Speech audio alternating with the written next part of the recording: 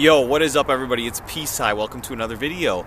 So I was involved in a collision last night, and it really damaged my vehicle.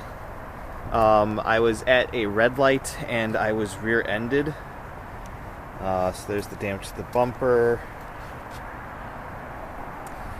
So yeah, basically, and this door won't open now, which really stinks. But basically what happened is I was driving home from hanging out with my buds after work, and I was at the stoplight going northbound on 115th and Cicero Avenue South, and I was in the right lane, and it was a two-lane street, and the left lane there was a truck there. So basically he and I were just waiting for the light to turn green. I was trying to get some Mexican food, something nice from the El Gallo down the street, and I was only a half a mile away. But what ended up happening is I see a flash in the back of in my rear view mirror, in my peripherals, and I noticed that something's coming at me fast. There was no time for me to actually do anything about it, but I actually ended up getting rammed into the street. It is a downhill area, so the guy was just blazing down, and the impact caused his driver's side mirror to just shatter completely, and there was broken glass on him and broken glass that had flown to the top of my car. Clearly I drove it to work today, which is why I'm here. But yeah, so I get out of the car to assess the damage, and I'm like seeing like where we can pull over so I can like get his information and go on with my day and file a police report, because like that was ridiculous. Like luckily I was safe or whatever and no one was hurt.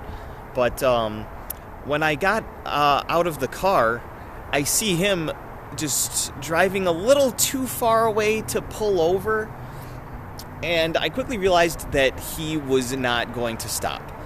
Now, there is a safety concern if you're involved in a hit and run and the driver that hit you is going away. You probably shouldn't chase them, because I actually heard a story today of someone just getting point-blank shot at after chasing someone that was a hit-and-run person.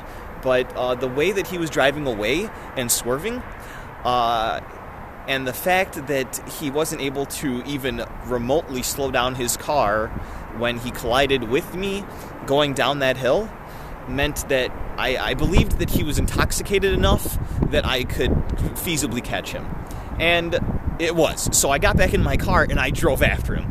Now, mind you, I was basically like going the speed limit. This guy was, I guess, so dazed from the collision or just so drunk that he wasn't trying to break any laws. If this was a sober person, he probably would have gone way faster than I was willing to go to catch him. I honestly just wanted to grab his license plate. So I have a short video on my phone of his license plate. It was too far to see it, but I was like verbally reading it because my eyes are a lot better than the camera's. So I ended up getting his license plate, and I continued to follow him, and a half a mile ahead on 111th, where the El Gallo is on the left, he turned right, so I turned to follow him. It seemed like he was going to stop, so I did stop my car, and I got out, and he just drove off. So I was like, great, I'm going to have to do this. So I followed him down a side street then, and he tried to get back on the Cicero, where I tried to exit my car again, and then he just sped off. On Cicero Avenue, still going north now, towards 103rd Street, I saw the guy that was in the truck. I didn't know that he was involved in the accident at the time because everything happened so fast, but it turns out he was also clipped by this driver as well. So he must have like either bounced off my car and hit his truck, or just hit his truck first. He only had a little bit of damage on his tail light on the passenger side anyway. So we're basically chasing this guy, but it wasn't really much of a chase because this guy was just so drunk. We ended up catching up to him, kind of. Like, it was on 103rd and Cicero. He tried to blow the red light. I wasn't about to blow a red light and, like, get in trouble myself. Everything that I had done was legal up to that point. But that's when he was caught in the middle of the street by the cross traffic. So I saw that as an opportunity to prevent him from doing any more damage to anyone else, to himself, to any property. So I got out of my vehicle and I ran to his car in the middle of the intersection, and I tried to remove his key from his ignition. So none of this would have even been able to remotely work unless many stars aligned. He needed to be drunk enough that his attempts to get me to not take his key would fail.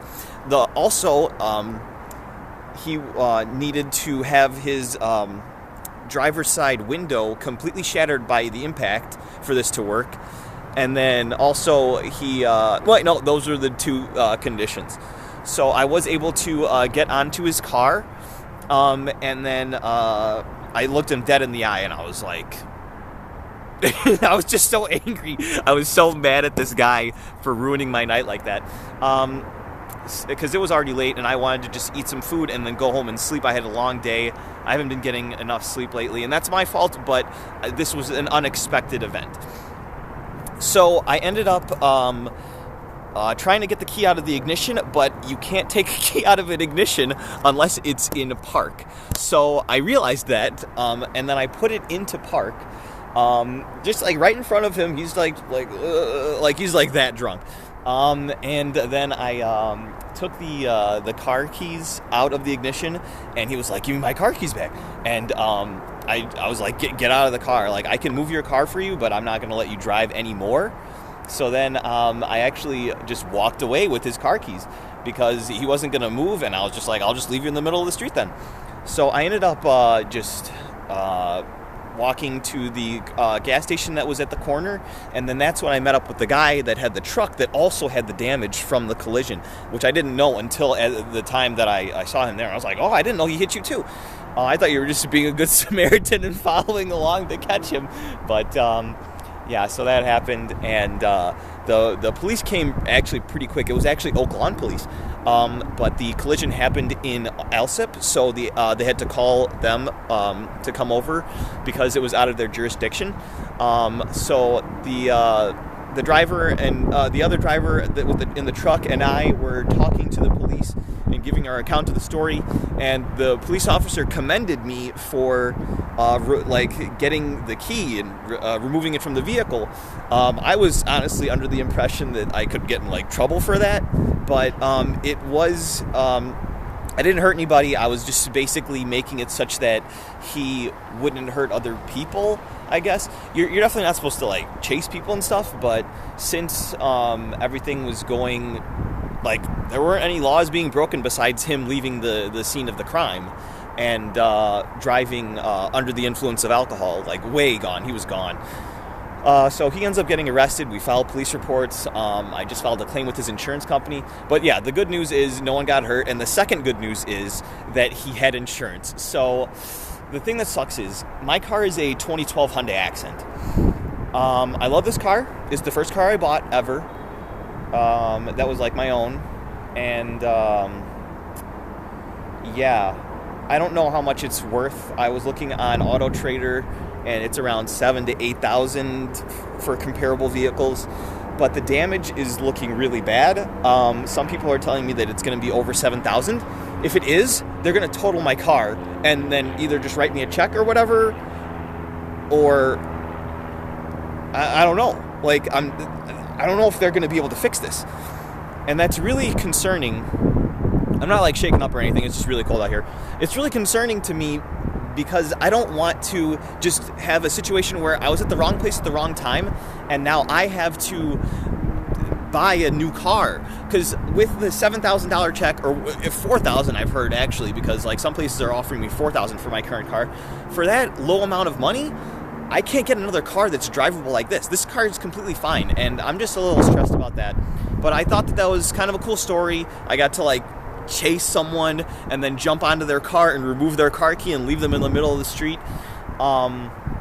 And basically, I got to be Jason Bourne for a little bit, except like a super like downgraded version. But anyway, that's the video. I just wanted to show you guys what was going on and stuff for those that wanted to hear that little story. But yeah, I'm like screwed. But yeah, so the claims department from the insurance company will give me a call on Monday, and I guess we can figure it out from there, what I'll be doing about my car. But I drove this 30 miles on the highway to work today, and it kind of held up. My boss actually snapped this part back in. I tried to snap it back in before I got here, and I couldn't. So yeah, this was just flailing in the wind and stuff. But yeah, that's it. Okay, I will see you guys in the next one. Bye-bye.